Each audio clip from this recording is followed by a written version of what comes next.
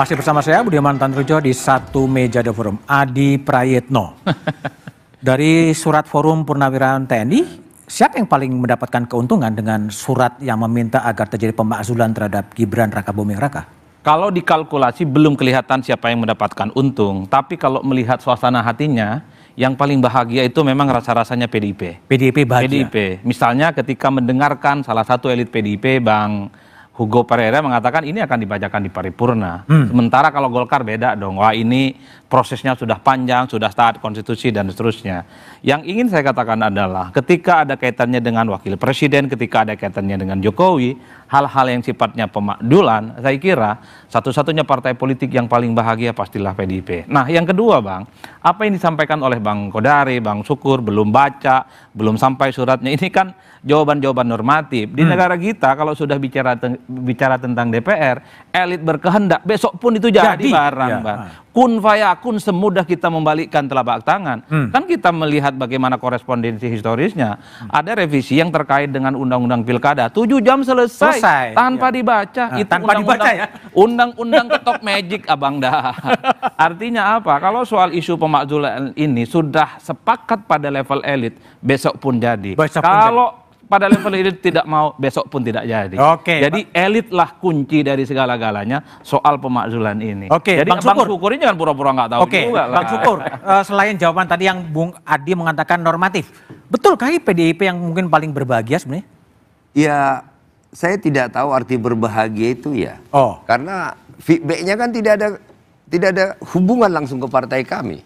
Nah, ini kan persoalannya. Forum Purnawirawan itu melihat mungkin ada hal-hal yang tidak pas.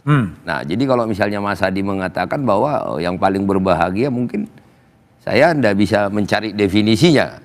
Karena berbahagia kan berarti ada sesuatu feedback yang berpotensi mendapatkan keuntungan secara politik. Ya kan tidak mungkin dari kami jadi wakil presiden kan, kecuali udah siap-siap nih. Nanti yang menggantikan dari PD Perjuangan jadi wakil presiden. Seandainya itu bisa berlanjut. Ada mahasiswa ketawa loh, Bang.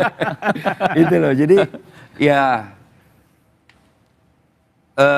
itu yang saya katakan tadi. Nah, tentu saya sepakat yang disampaikan Mas Adi dalam satu poin, bahwa tentu nanti kita lihat elit-elit ini semua, ya, apakah memang ini harus dilanjutkan atau tidak. Itu yang saya katakan tadi, di pimpinan DPR, apakah lanjut ke fraksi-fraksi, ini kan banyak parameter, tetapi itu ada di atas semua. Oke, baik. Kalau Mbak Putri, apakah sebaiknya surat ini dibacakan di paripurna dan kemudian diserahkan kepada fraksi atau berhenti di Sekjen DPR?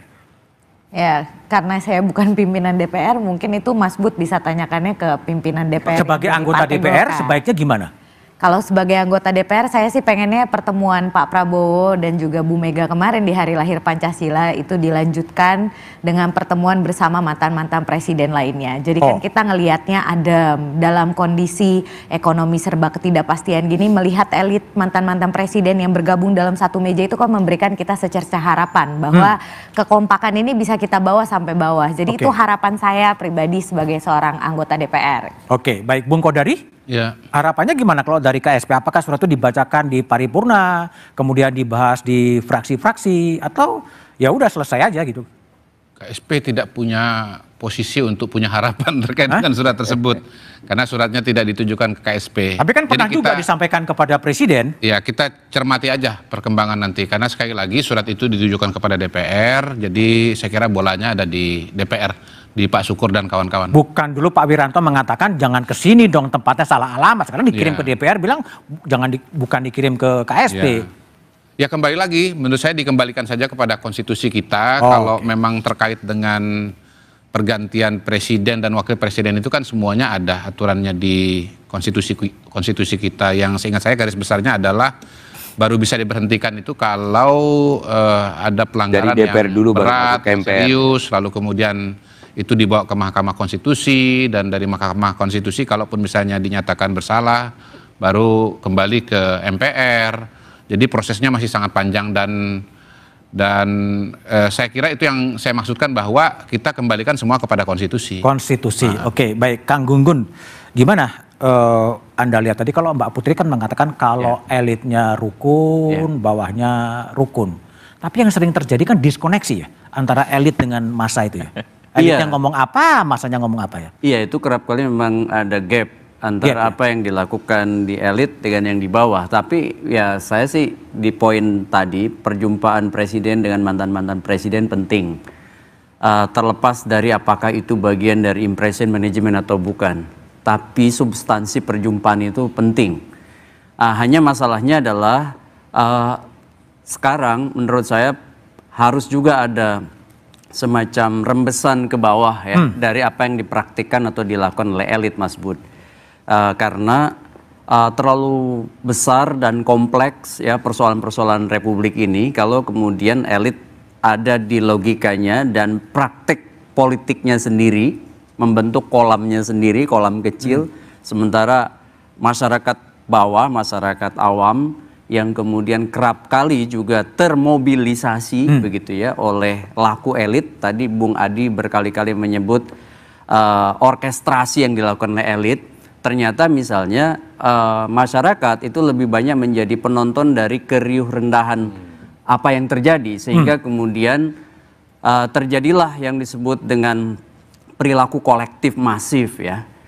Perilaku kolektif itu kan dicirikan dari proses penularan, bukan kesadaran. Sehingga yang terjadi bukan partisipasi politik, melainkan mereka ikut dalam rombongan-rombongan orkestrasi yang dilakukan oleh elit. Padahal saya melihat penting ada banyak artikulator yang mewakili suara berbeda dari tengah masyarakat termasuk partai. Dalam konteks ini seperti PDI Perjuangan. Saya mendukung kalau PDI Perjuangan memang memosisikan ya sikap dan posisi politiknya itu tidak kemudian berada di kekuasaan, melainkan di luar kekuasaan. Meskipun tentu pola hubungannya bisa konstruktif dengan pemerintahan yang saat ini berjalan. Sehingga ada artikulator ya dari suara berbeda, dan itu bagus sekali bagi PDI Perjuangan juga. Contoh misalnya kan insentif elektoral sudah pernah dialami, signifikan. Dimiliki oleh PDI Perjuangan pada saat PDI Perjuangan 2 periode berada di luar kekuasaan eranya Pak SBY. Nanti selalu ada diskoneksi antara elit dan masa. Kang Gunggun, terima kasih Adi, Pak Syukur, Bu Fitri dan Kodari. Presiden Prabowo Subianto berkata, kalau tidak sanggup silakan mundur sebelum saya ganti. Tapi soal kekuasaan tak cukup diselesaikan dengan reshuffle. Ketika sejumlah wakil menteri rangkap jabatan jadi komisaris. Ketika satu keluarga duduk di banyak kursi, kita pantas bertanya, apakah ini meritokrasi atau nepotisme yang dipoles rapi? Bung Hatta pernah mengingatkan, negara tidak boleh dijadikan alat oleh satu golongan untuk menindas golongan lain. Kekuasaan harus kembali pada akal sehat. Kekuasaan harus punya empati di tengah korupsi yang merajalela, PHK di mana-mana, dan hukum dan konstitusi yang bisa diakali. Kita bukan cuma butuh perombakan, kita butuh keteladanan. Satu kata dan satu perbuatan. Satu Meja The Forum, tempat kita bicara apa adanya agar kekuasaan tak lupa batasnya. Selamat malam dan terima kasih.